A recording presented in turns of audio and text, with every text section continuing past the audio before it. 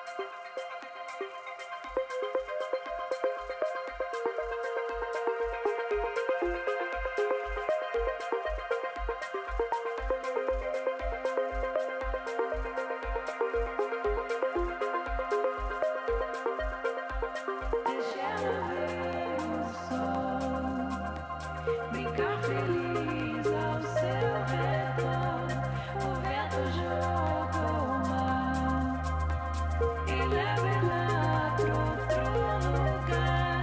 Deixa ela ouvir o som. Brincar feliz ao seu redor, o vento joga o mar e leva ela pra outro lugar.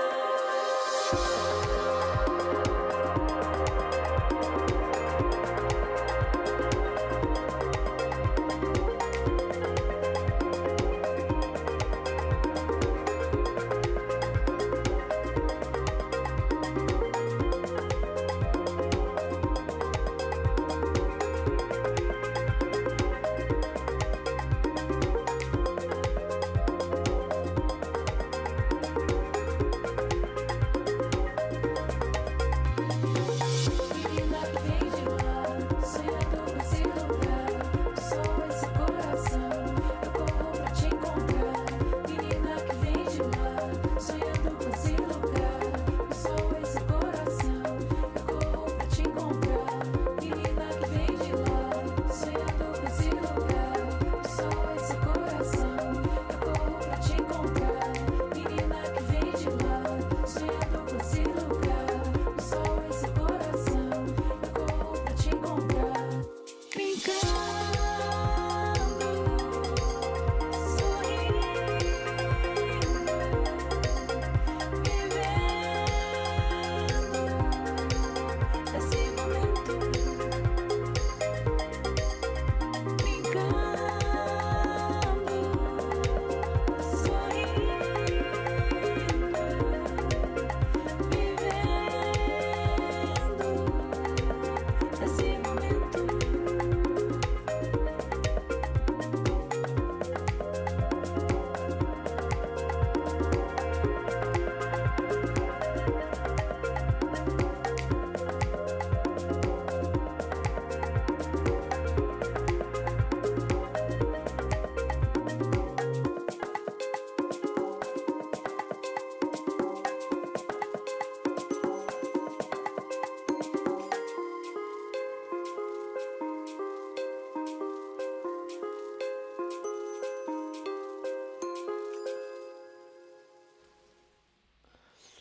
Hello everyone, what's up? It is Thursday and we know what happens on a Thursday.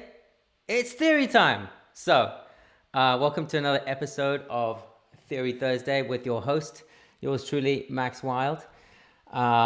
Really happy to be here again and to see so many familiar faces. Let's see who's in the chat. Andrew Duke, what's up, man? Andrew is here every week. What's up, Sotney?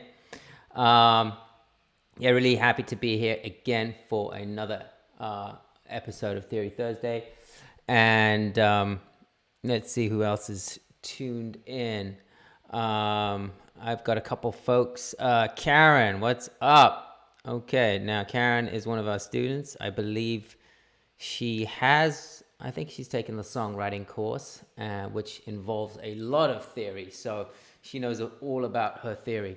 So you can ask her if what she learned is actually helping her in music production. What do we have? A couple announcements. So right after this week only, TAETRO Talks is going to be at 2 p.m. Eastern right after this. So I'm going to make sure to cut off right at 2 p.m. so that you guys can all head over to TAETRO's stream. Well, it'll be on our stream as well. And TAETRO is going to be interviewing a Dave Linenbank from Bitwig. Okay, those of you that don't know Bitwig is I don't want to call it a new DAW because it's been around for 5+ years, but it's a super dope DAW which combines like all the best parts of Ableton, Logic, and it has its own thing going. It's got like some modular stuff going. Really cool. And I'm actually in Berlin right now, so and actually Ableton and Bitwig are like a 5-minute walk that way, so it's really cool. Dave Linenbank and TAETRO are going to be on at 2 p.m. so don't go anywhere. That's 8 p.m. Berlin time. Let's see who else we have in the chat today. What's up, Mike McClure, Scott Vincent, hey. And TAETRO is the man himself. Speaking of the devil, he's here. So TAETRO, I was just talking about you, and asking everyone, letting everyone know that we're going to end right at 2 so that they can all head over to your show with Dave Linenbank and Bitwig. Today's giveaway is going to be, I was trying to be creative. So today's giveaway is actually 3 giveaways of $343 off anything you want on 343labs.com. So a $343 voucher, which you can use towards any workshop class, bundle, whatever you want. So we're going to do that. So Thomas is going to post the link. You know what to do. Just drop your name in, and we'll pick 3 winners at the end of the show. Great. Any other announcements? For those of you that haven't subscribed, okay, please hit the red subscribe button, okay, and the bell to get notified when we go live. You know, we're putting out new cool content every day, and you don't want to miss it. You don't want to miss the giveaways, and it also helps us to grow as a channel. So we really appreciate the support. What else? Tomorrow we've got Abe Duque again. Tomorrow, Friday, for Bitwig Basics at 1 o'clock, so tune in for that. Let me see, am I forgetting anything? Lots of new courses coming up at 343 Labs. Okay, we've got a songwriting course, which also has a lot of theory in that. So if you're into theory and writing your own songs, you want to check that out. That starts, I think, next week or the week after. Just head to 343labs.com. And we've got a vocal production course with Justin Beck, who you saw yesterday, hopefully, at Stuck in the House. And he had a really dope house beat going. So if you didn't see that, you better go back and watch that. Okay, the chat is starting to liven up a bit. Hey, Nefertiti, how's it going? And TWD, what's up? Cool. Nice to see you all. Okay, so I think without further ado, we're going to get started. So I'm going to tell you about, we kind of started kind of slow and at the ground level, getting into like learning intervals and scales and chords. And last week we talked about melody. Now, this week we're going to talk about chords. Okay, so in fact, everyone type into the chat anything that you want to know, just so that I can, I really want this to be an open format discussion. I want to be able to answer all your questions. So if there's any burning questions, theory related, then please type them in the chat and I will try to get to them. But right now we're going to talk about chord progressions. Okay, so we've talked about the 4 elements of making a song, and I'm not talking about necessarily like a techno song. Like there's certain genres that don't have all 4 elements. For example, techno quite often doesn't have a chord progression. Okay, very rhythmic and bass heavy.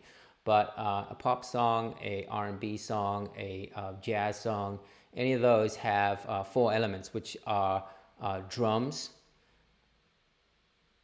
melody, chords, and bass. All right, and we kind of covered melody last week, and we covered and today we're going to cover we covered a bit of chords, but we're really going to get stuck in chords. So what I want to talk about today are inversions. I want to talk about closed voicings and open voicings. Okay, so we're going to get in really deep. Okay, let me see if there are any questions already. Okay, everyone's doing well. Cool. That's good to hear. Right, so let's see what we got here. I prepared a little session for you guys, and let me know if you can't hear me or anything like that. But here's my session, and I'm just gonna play you like a couple bits here. So here's my beat.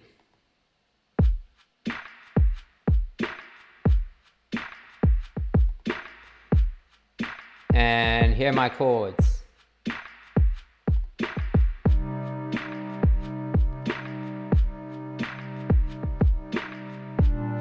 Now type in the chat if you know what this chord progression is, okay?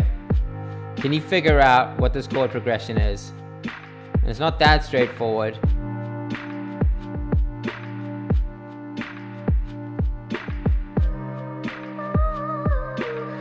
There it is again. Type in the chat if you know what that chord progression is.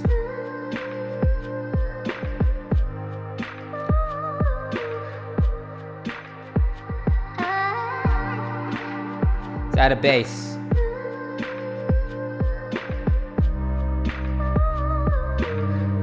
Just focusing on the chords. What's up, Toria? Hey.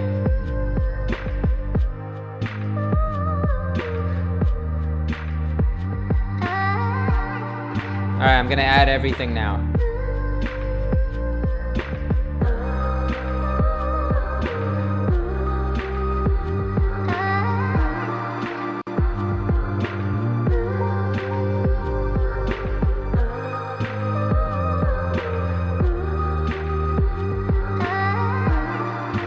All right.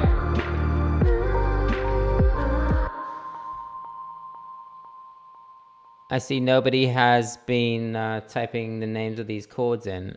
So that's either because you know them all or because you don't know them all. So I'm going to assume that we need to go over these. So,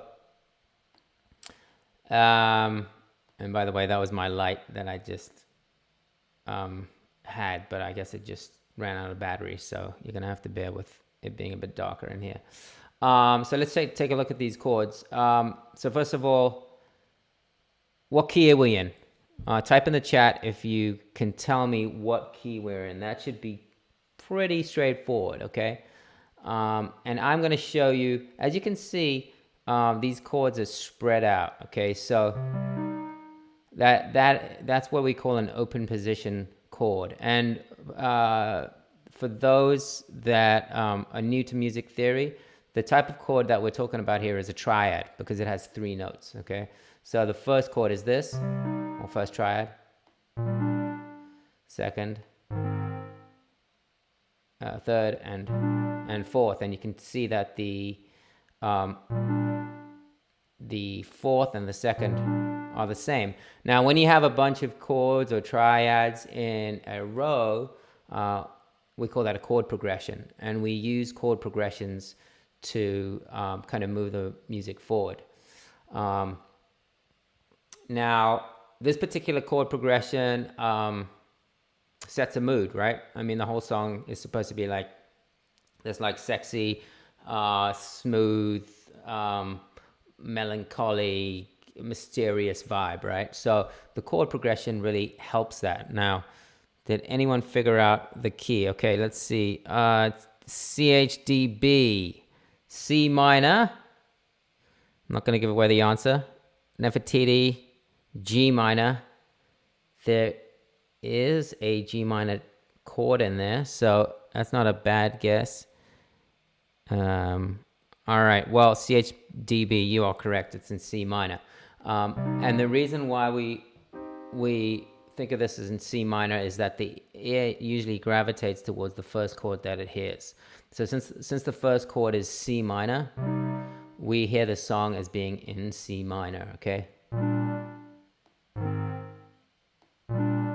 Like this chord, which is a G minor triad, doesn't feel like it's the end of the song, or like that doesn't sound resolved, right? So whenever you think of what is the key of a song, it's like which chord has the most resolution, or which note has the highest or the biggest sense of resolution, okay?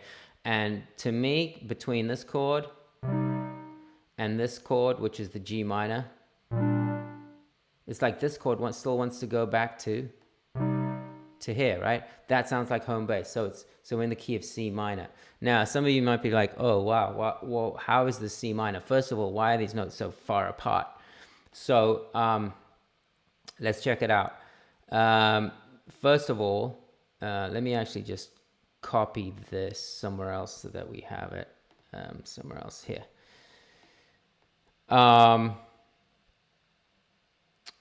So the first thing I'm going to do is I'm going to put these chords into root position, all right? And root position is when the notes are close together, first of all, and also the root of the chord, which is the triad, which names the chord. Sorry, which is the note that names the chord, is the lowest note. So is the bass note. So I'm going to bring this note down, and there we have C, D sharp. Now D sharp really is an E flat, okay? So if we look at our piano, let's see if I can bring up my piano. Here's my piano. Okay, so there's my, let me just, on this track. Here's my C minor scale. So if I take the first note, the third note, and the fifth note, I've got a C minor triad, okay? And now, this is called root position because the root is the lowest note, right? So the C is the root, and it's at the bottom of the triad, so we call this root position. Now I'm going to do the same thing with the second chord to kind of show you where that came from. And this is actually not the root. This is actually what Nefertiti said at the G minor triad. So there's G minor in root position. So we have C minor going to G minor. Okay. What's this next triad? It is, real quick, if I bring this note down an octave, I have A, and that's kind of low, so I'm going to bring that up an octave, actually, the whole thing. That's actually a G major triad, and we know that it's major because we have 4 half steps. So here's G sharp. 1, 2, 3, 4. That's a major third. And then 3 half steps is a minor third. So this is a G sharp major triad, or otherwise known as an A flat major triad. So G sharp and A flat are the same note, okay? And that's why they're called enharmonics. So far we've got C minor, G minor, A flat major, and then we go back to G minor. So here's our chord progression.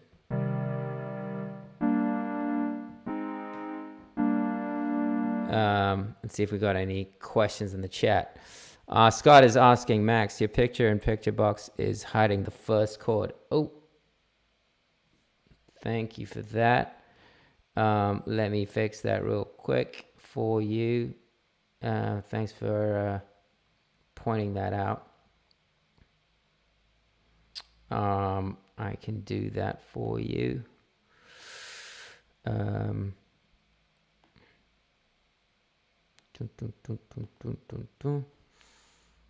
One second.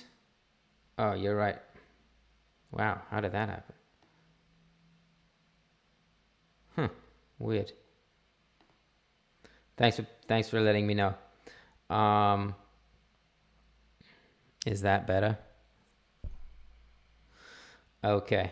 Back to Ableton. So C minor, G minor, A flat major, and notice how we're in the key of C minor, but we have some major triads. In fact, why don't we take a moment to just talk about that? So when we're in a key, we have certain chords that are going to work in that key. And all the chords that work, or all the triads that work in that key, they're called the diatonic triads. So in the key of C minor, that would be, and I'll show you my piano here. In the key of C minor, they would be C minor, D diminished, E flat major, F minor, G minor, A flat major, B flat major, and back to C minor. So I'm only using the notes in the C minor scale, and I'm going up the scale. On each note, I'm making a triad. And as you'll notice, there are 3 minor triads, the 1 triad, 5 triad, and the 4 triad. And there are 3 major triads, which are the 3 triad built on the 3rd note, on the 6th note, and on the 7th note. Okay, so we've got major triads at E flat major, A flat major, and B flat major. Okay, and then we've got 1 diminished triad which starts on the 2nd note. All right, so that's like the very dark dissonant triad. So knowing that you can have a bunch of, we'll switch to that. Knowing that we can have a bunch of different major and minor triads, even though we're in a minor key, really helps, kind of allows us to shape the mood of the song, right? So if we go back to the progression, and I think my picture-in-picture here is also covering up. So let me just fix that as well. There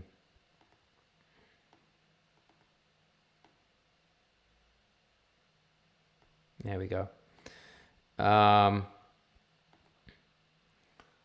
So that knowing that we can have major and minor triads in a certain key helps us shape the song or the mood of the song. Okay, so going back to our progression here,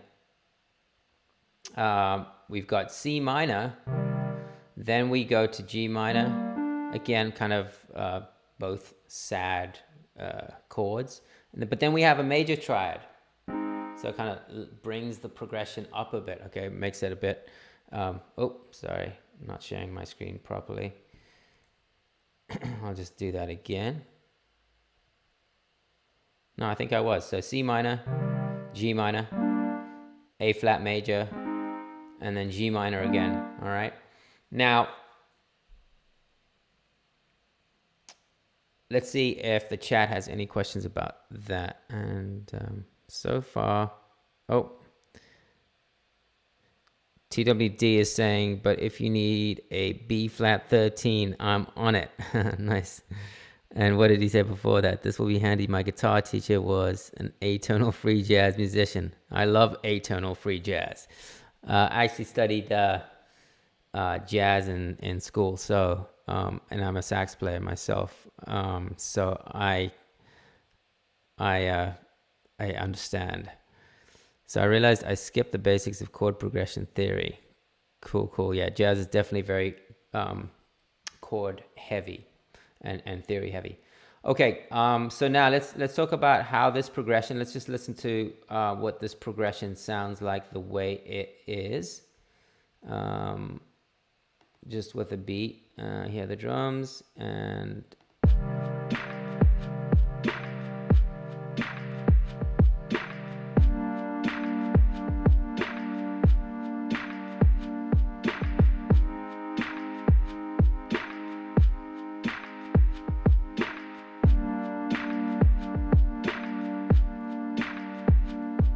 All right, so the chord progression is nice, right? You're in a minor key, and you've got a major chord in there, which kind of brings up the mood a bit. Now, let's talk about inversions. All right. So as you can see, first of all, type in the chat if you what the different types of inversions are. If you've heard of inversions, I'm going to explain what they are, but what are the two types of inversions for a triad? If you know the answer, type it in the chat. Also, just a kind of quick going over this again, please subscribe. Okay, hit the red subscribe button if you aren't subscribed, so that you don't miss out on future chats. And right after this, if you joined late, we're going to have TAETRO Talks interviewing Dave Lindenbank from Bitwig. Dave Lindenbank is one of the product specialists at Bitwig. Bitwig is a super cool DAW that is based in Berlin. And if you haven't seen Bitwig Basics on Fridays with Abe Duque, Abe kind of goes through some of the cool stuff that Bitwig does. And that's going to be right after this at 2 o'clock. So we're going to finish. We're going to finish right on time so that you can head over to that. Also, if you missed it, the giveaway today is 343 vouchers of $343. Okay, so and you can use that towards anything you want. You can use it towards a workshop, a class, or a bundle. And TWD, and of course my Fresh Direct arrives. Okay, nice. Nothing like Fresh Direct when you're stuck in the house. Okay, so Dave Freeman, what's up, dude? First, second, and third. Okay, yeah, so the inversion's correct. First, second, and actually there's no third inversion. You would think there is a third inversion, but it's actually root position, and then it goes to first inversion and second inversion. And if you had 4 notes, which would be a 7th chord, maybe we'll cover those next week, that's when you would have a third inversion. Okay, so Dave, you corrected yourself. Third equals root. So yeah, let's go over it. So this is root position because, as we said, C is the root of the triad. Now, first inversion is if you would take this C up an octave and you have the third as the lowest note. This would be called first inversion. And then if you take this up an octave again, you have the 5th in the bass, or the lowest note. So this is called second inversion. I'll explain it one more time. So let's go back. This is root position. This, with a third in the bass, is first inversion. And when the 5th is in the bass, you've got second inversion. So those are the 2 inversions and the root position. Now, why do you use inversions? What's up, Capel Tapple? Okay, Thomas just posted the giveaway link, so head over there to get in on that. So why do we use inversions? The reason we use inversions is because what if this triad is too low? Like you can hear it's kind of low, right? And if you put up the 3 notes, it's too high, right? I'm just saying, like, maybe you like that range, but let's say that was too high and this is too low. Well, guess what? You can split the difference and just take certain notes up the octave and keep other ones where they are. Now that is when you're creating an inversion. All right, so I'm only going to take the lowest note up an octave, and that way I've created a first inversion. So let's see what that sounds like. Before, this was root position.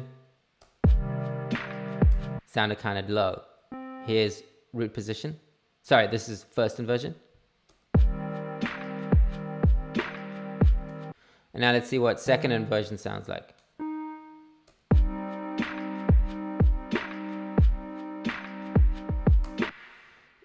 So I kind of like second inversion.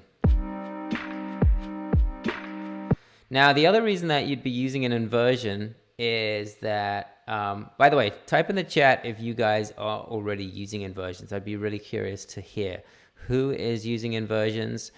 Another thing that I want to know is, do you guys prefer triads or seventh chords? Because if you guys really like seventh chords, then I'm going to cover them next week. And also, just for those of you that joined late, if you have any questions about anything, please drop them in the chat, and I will try to answer them. So the other reason that you might be using an inversion is that, well, now the chords are flowing much smoother into each other, right? So first of all, you've got, you should always be thinking of what we call voice leading. Voice leading is when each note in the triad moves to the next note. So for example, in root position, the way that it was before, we had the lowest note, C, go to this lowest note, G. And that's quite a jump. So I don't consider that very smooth in terms of voice leading. This D sharp is jumping up all the way to an A sharp, okay? This G is jumping up to a D. You've got to think about, imagine a choir, right? And these are three singers. And there is a singer singing the low part. And that's quite a jump for a singer. They want to stay kind of in the same range, okay? So they want it to be move as little as possible. That's going to sound the smoothest. This person would be singing. It's almost like there's a little melody going on within each chord. So it would be a lot smoother if I bring these two up, and now we've got the bottom singer going. The middle singer going. And the top singer going. Let's see what that sounds like. Should sound pretty smooth.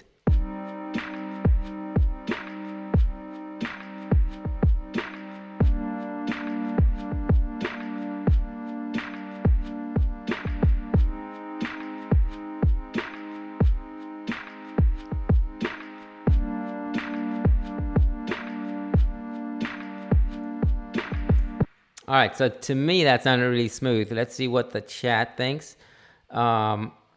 So CHDB, I use inversions to make the transitions between chords smoother. Yeah, totally. So that's exactly what we were just saying, 100%. And since I tend to make house music, seventh chords are always a part of chord progressions. Yeah, I agree.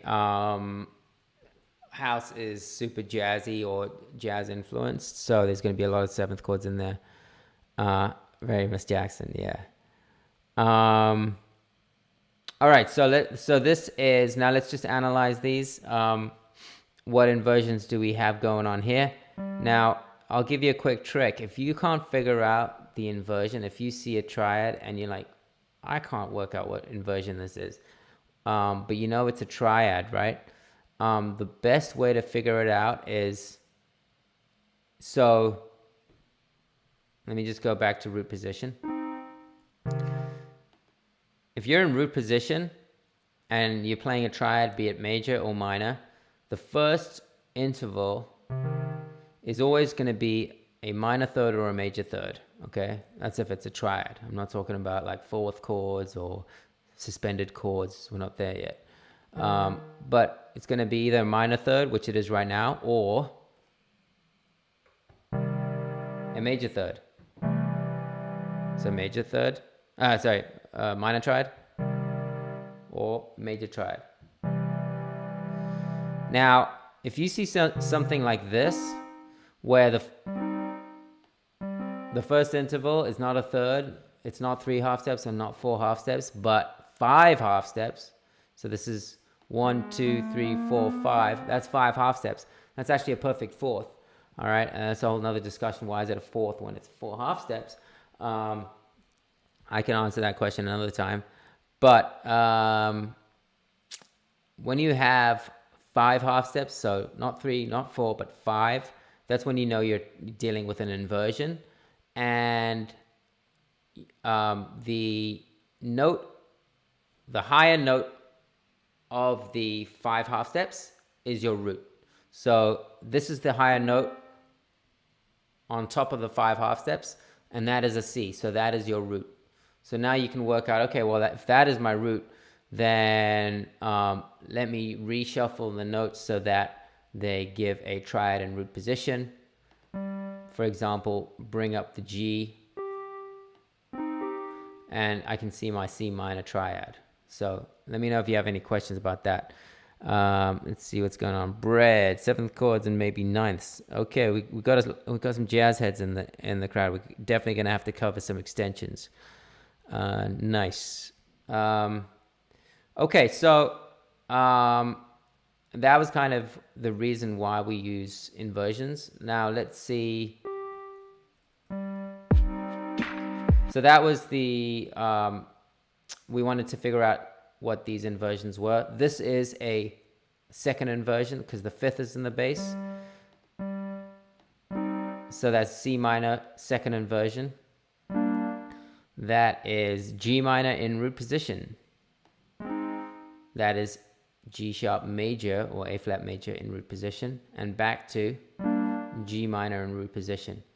Now, we could also bring all the bottom notes up an octave.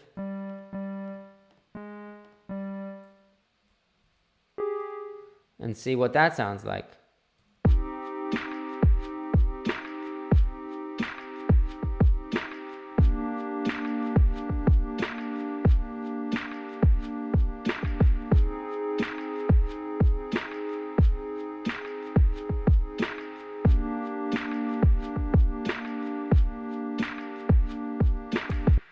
Sounds cool too, but I actually prefer this, I think.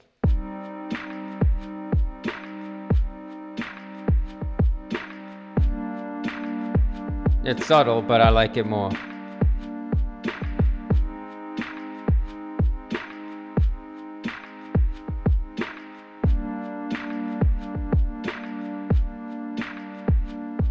Cool. Now, what I'm going to do now is I'm going to show you. So these triads are all the notes in the triad are close to each other. So we call this closed position. Now, if I was to take the middle note and drop that down an octave or up an octave, we would have what's called open position. And that is when you get a really big, lush sound. So let's see what that sounds like.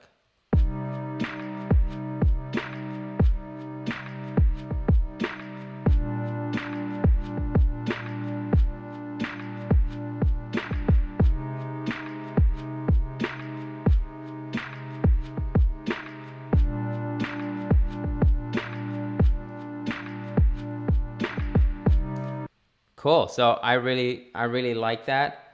Again, this is open position. This is closed position. Okay. You can hear the difference. Notes are close together. Now notes are far apart and it sounds much wider and thicker.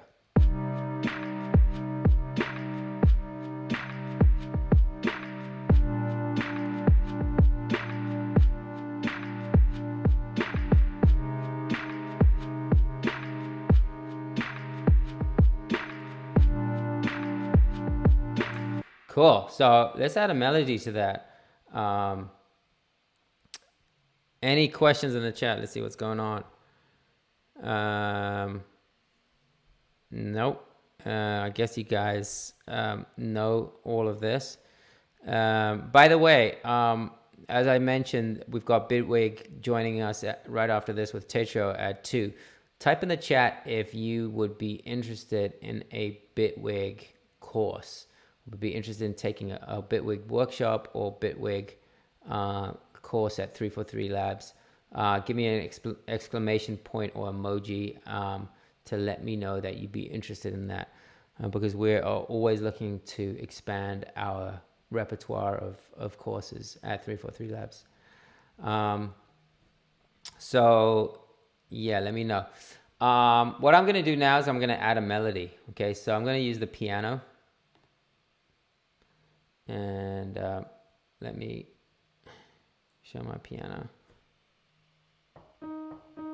Now, for my melody, as I mentioned last week, I want to kind of use a different range than the chords so that they aren't stepping on each other's toes. So I'm going to go up an octave. Cool.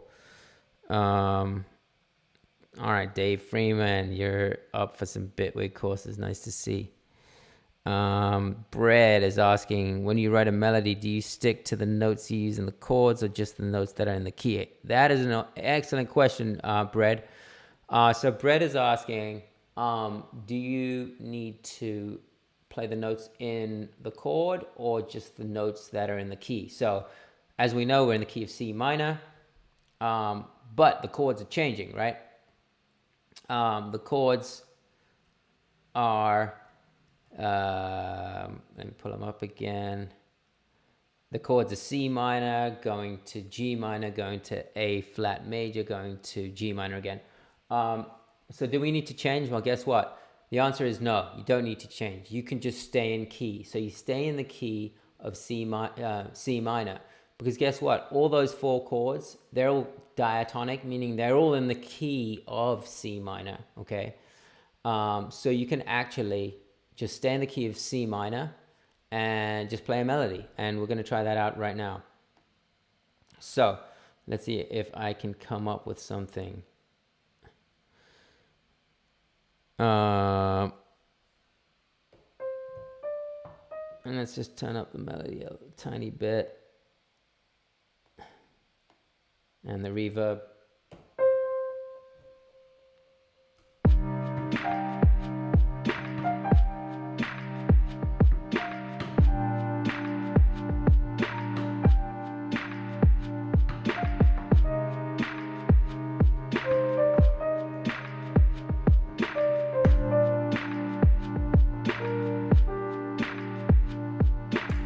Sounded kind of nice. Now, I didn't record it, but I'm in Live 10, so I can use capture. And I'm going to try to do that right now.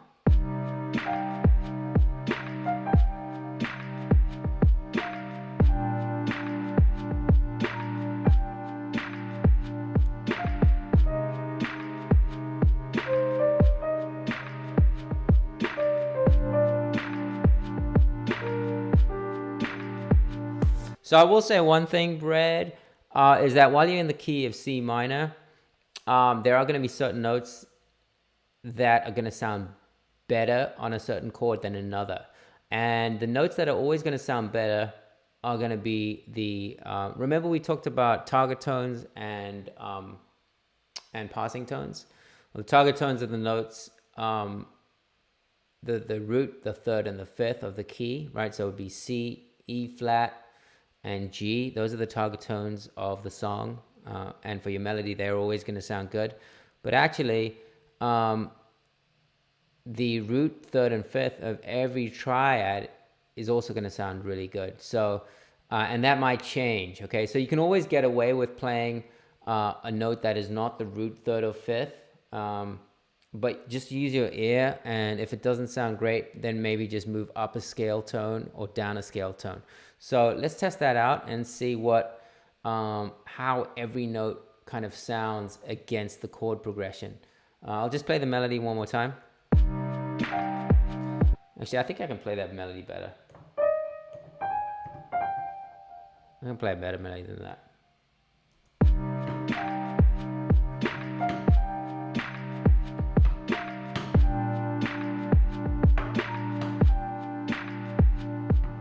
Wait, I'm not showing you what I'm doing.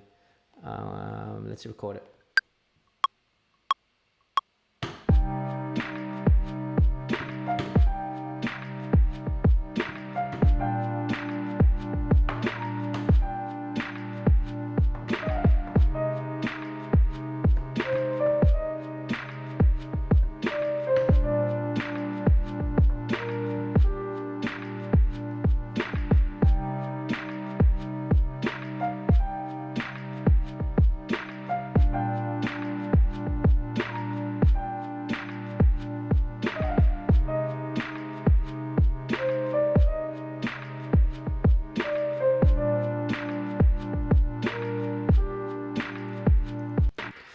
Cool. So as you can see, I was using, let's just analyze what I was doing. I was using a target tone the whole way through G. Okay, so the target tones are, again, can you see my piano? There's my root, third and fifth. These are the target tones. And so I was really targeting that G. So that the fifth is always going to sound great as a melody tone, okay? Or melody note. And I was using a lot of repetition. So in melody, it's always important to use that repetition and play like you was, especially in this type of song, you've got to go with the mood. So this is a really kind of lyrical vibe. It's a very, melancholy singing vibe. So you've got to play a melody that sounds like, that goes with the vibe and is like very lyrical. So long tones and space is going to be great. Just hold it and repeat it.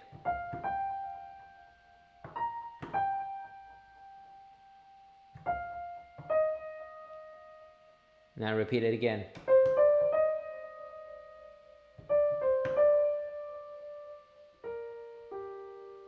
Now, if I was to analyze this, going back to Bread's question, roller 8, so simple but emotional. Thank you. That's what I'm going for. So the cool thing about Live 10, again, is if you select two clips and hold down Shift, you can actually see the MIDI in both. So I'm going to try to do that. Wait, I think I have to position them next to each other.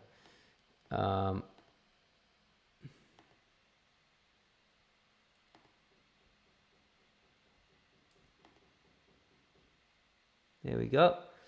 So I can see, but the thing is that the notes are so low because I deliberately picked notes that were in a different range.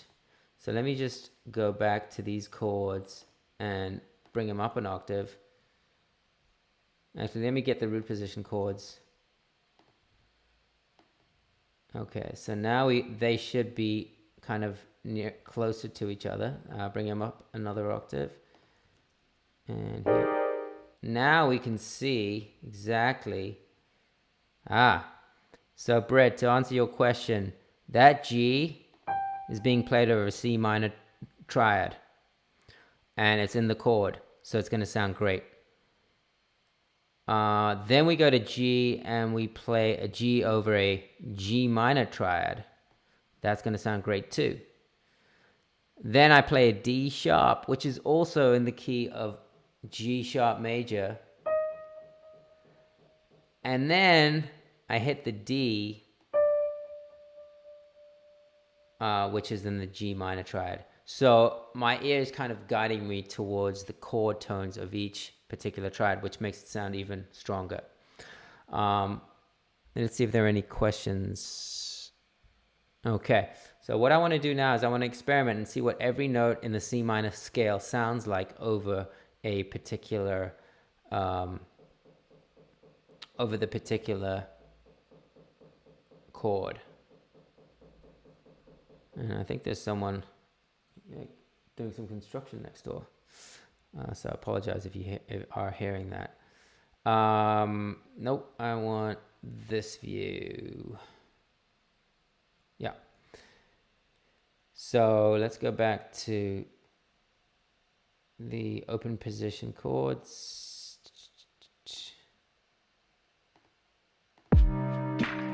And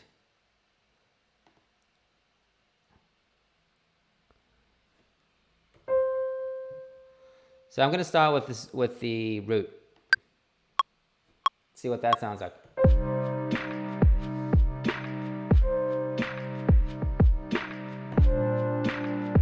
Some tension. Whoa, nice.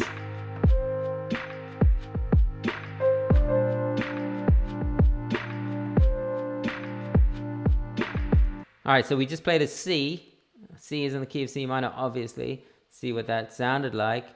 And it sounded pretty nice. The cool thing about playing the same note over and over again, you would think it sounds boring, but if you have a nice chord progression, you don't have to do anything. The chord progression is going to make it sound interesting. That's what a great chord progression does, is it changes the context of that note. So it makes the note move even though the note is staying in the same place. Okay, that's a trick that you can use and is very effective. Keep playing the same note, but change the chords underneath it, and to create a really interesting vibe that sounds like it's actually moving forward even though you're playing the same note. Check it out.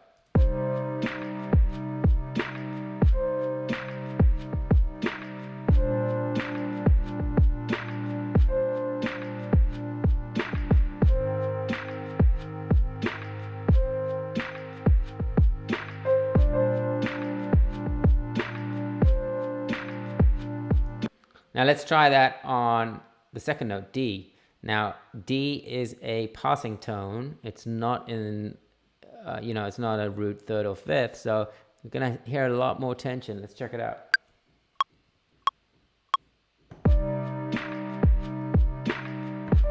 You've got your ninth there for you jazz heads. Oh, the D on the G minor sounds nice. Sharp 11. Back to the fifth of G minor.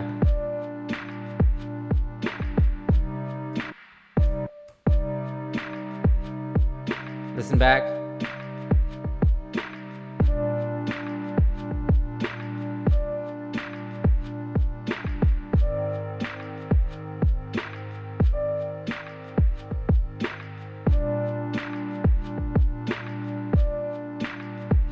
Really nice. All right, let's see what the third, the E flat, sounds like over C minor. Yeah.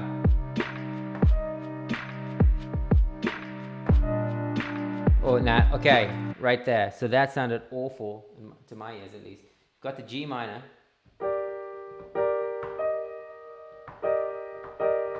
It kind of sounded like it was clashing. Listen back when it gets to that G minor chord.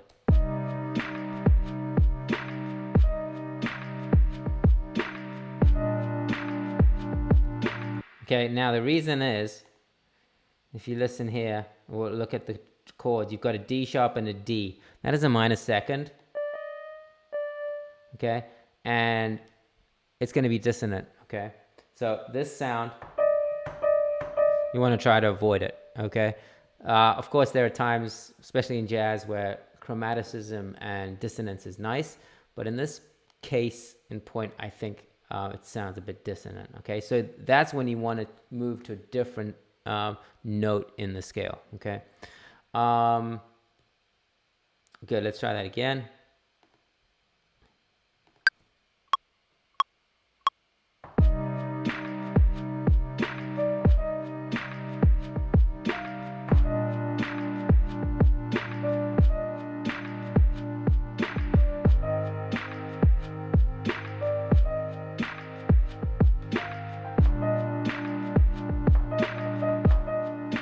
Dissonant, right?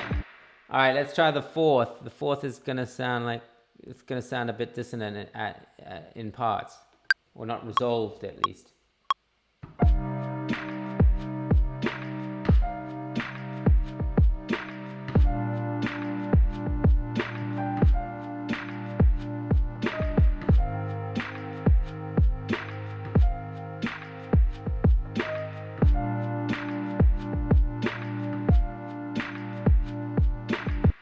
Okay, it just doesn't sound as resolved, okay, but it's a nice color, okay? Let's go to G. G is my favorite, okay, because it's the fifth. It's gonna sound dope. Just if you ever are in if you don't know what note to use in a melody, just use the fifth of the key and you'll be set. Check it out.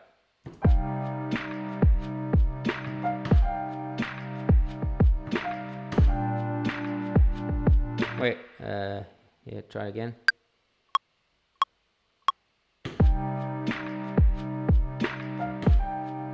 Sounds beautiful.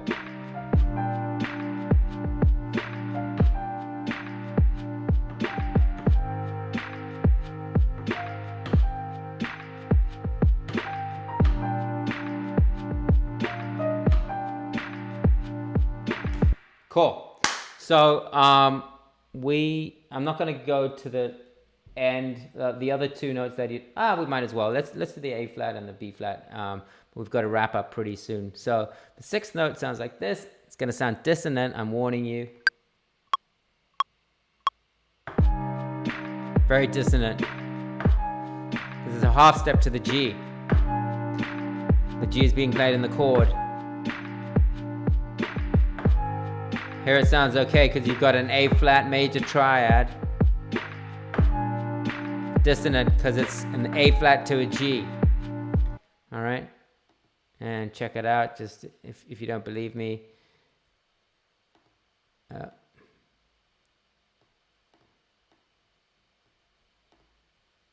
you go. You've got the G sharp and you've got the G. Okay, it's almost time for the giveaway. Last note is B flat. Check it out.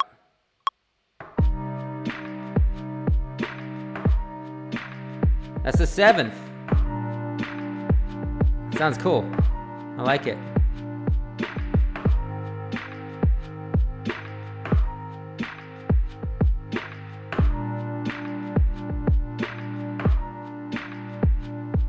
All right, so the seventh is always going to sound colorful. It's going to sound jazzy. It's not going to sound resolved, all right? But it's definitely going to add color to your melody. So what I would urge you to take from this lesson is just that, we're going to move over to this view. What I'd urge you to take from this lesson is that each note in the scale is going to have a different color and a different level of tension or release, okay? And I'd just urge you to experiment with that color and see, what color you like and what color the melody or the song calls for, all right? And then we also covered the inversions, root position, first inversion, and second inversion. And I urge you to go back to what I was showing you there to kind of get the range that you need and also create a smooth voice leading. But it is time for the giveaway. And actually, before I do the giveaway, everyone in the chat, right after this, I want to let you go in 5 minutes because I want you to head over to TAETRO, who's going to be interviewing Dave Lindenbank from Bitwig. So if you've been watching Bitwig Basics on Fridays with Abe Duque, great show. It's going to be on again tomorrow. This is Dave Lindenbank from Bitwig itself here in Berlin. He's about 5 minutes away from me because I'm in Berlin too right now. And anyway, he is a product designer and guru. I actually used to work with him back in the Dubspot days. And he's going to be interviewing with TAETRO and giving you some behind the scenes info on how Bitwig was constructed and just a lot of the behind the scenes kind of stuff that you might want to know about, and what they were thinking when they were designing this new DAW.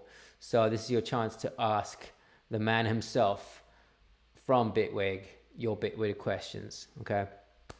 Again, it's been great to have so many of you here in the chat.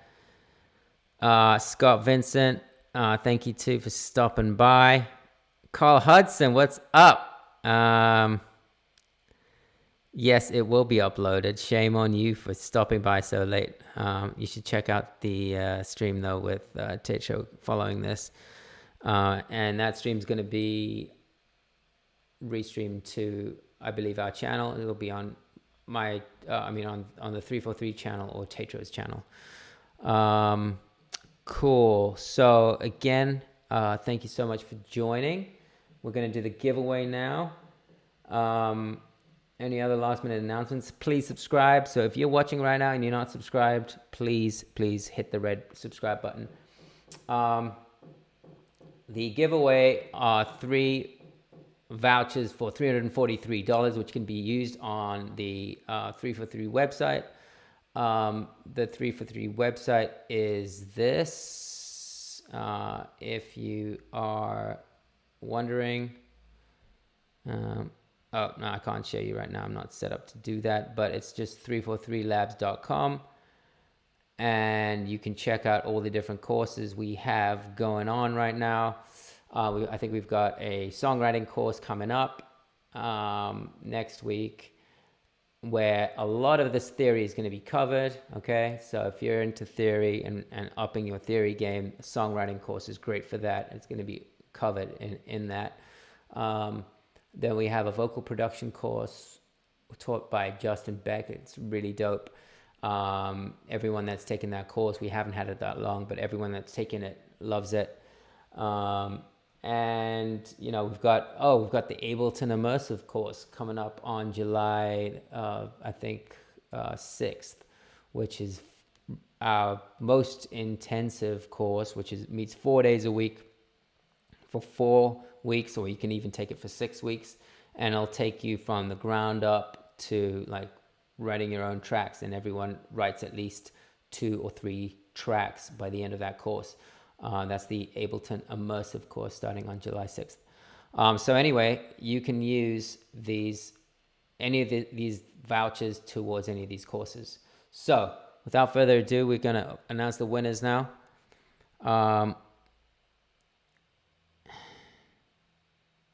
Drum roll.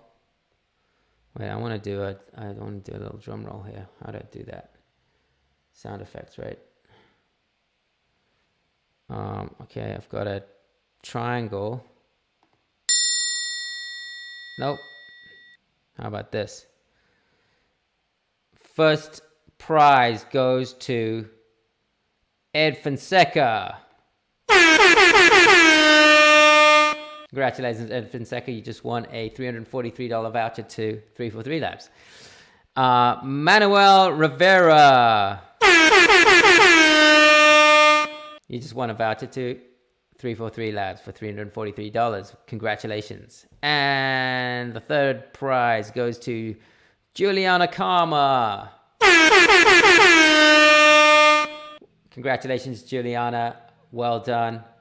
All the winners, and please stick around right now. Head over to TAETRO Talks, and Dave Lindenbank from Bitwig, uncovering some behind the scenes stuff that you don't normally get to hear. So head over there right now. Thank you so much for watching. Again, my name is Max Wild. Thank you for coming. I'll be here again at the same time next week for Theory Thursdays, and we hope to see you then.